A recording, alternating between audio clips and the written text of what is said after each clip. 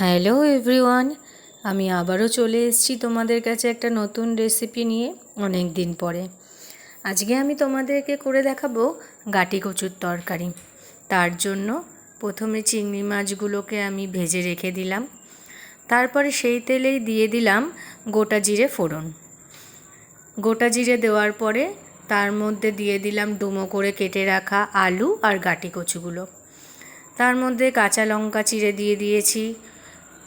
সেইগুলো একটু ভাজা ভাজা হয়ে আসলে দিয়ে দেব টমেটো কুচো এবং তার উপরে দিয়ে দেব সব মশলাগুলো, যেমন হলুদ গুঁড়ো, লবণ, জিরে গুঁড়ো, লঙ্কা গুঁড়ো।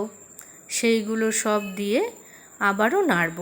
কিছুক্ষণ নাড়ার পরে আমি ওইগুলো আরেকটু যখন হালকা হালকা ভাজা হয়ে আসবে এবং মাখা মাখা টাইপের লাগবে, সেই টাইমে আমি ওর মধ্যে দিয়ে দেব জল দিয়ে আর একটু নাড়াচাড়া করে ওইটাকে আমি একটু 5 মিনিটের জন্য ঢেকে দেব। গাটি কচু আলু দুটোই একটু সেদ্ধ হতে সময় নেয়।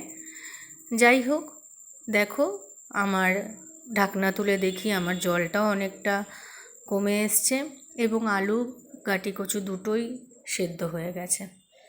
তার মধ্যে আমি দিয়ে দিলাম আগে থেকে ভেজে রাখা চিংড়ি মাছগুলো আর গরম মশলার গুঁড়ো। আমার পুরো রান্নাটাই কমপ্লিট হয়ে গেছে। দেখো টেক্সচারটা ঠিক এরকম আসবে এবং খেতেও দারুণ লাগে।